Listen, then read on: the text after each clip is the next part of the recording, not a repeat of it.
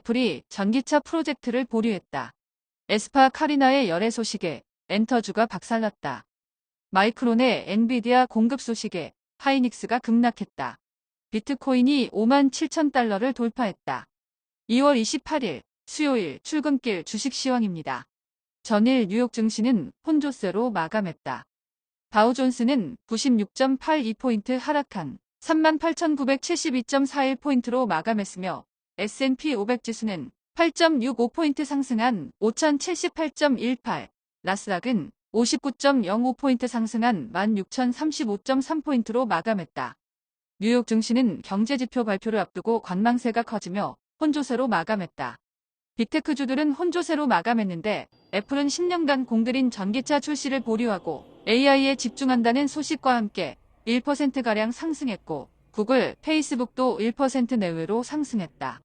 필라델피아 반도체 지수는 약보합으로 마감했는데 엔비디아가 소폭 하락하고 TSMC가 1% 넘게 하락했지만 엔비디아 효과로 마이크론이 3% 가까이 급등하고 AMD도 1% 넘게 상승하며 지수 하락을 방어했다.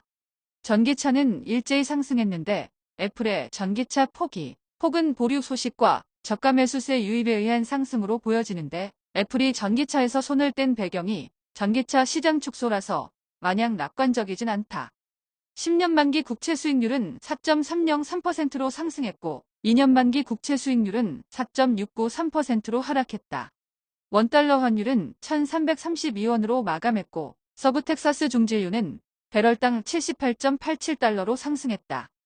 비트코인은 57,000달러를 돌파했다가 56,000달러대 후반을 유지 중이고 이더리움은 3,200달러 중반대로 상승했다. 전일 국내 증시는 큰 폭으로 하락했다.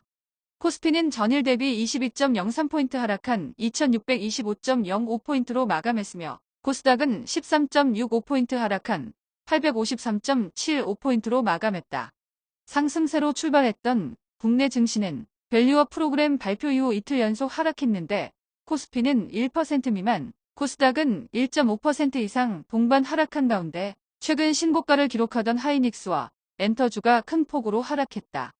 삼성전자가 강보합으로 마감하고 램시마 효과로 셀트리온이 5% 가까이 상승한 것을 제외하면 시가총액 상위 종목 대부분이 하락했는데 마이크론이 고대 역폭 메모리 양산 및 엔비디아에 공급한다는 소식에 하이닉스는 장중 5% 이상 급락하고 2차전지 대형주들이 큰 폭으로 하락하며 코스피는 1% 가까이 하락했다. 코스닥도 램시마 효과로 셀트리온 제약이 9% 이상 급등하고 알테오젠, 엔캠이 소폭 상승한 것을 제외하면 에코프로 형제들이 2% 내외로 하락하고 HLB, HPSP 등이 큰 폭으로 하락하면서 코스닥 지수는 1.5% 넘게 하락했다.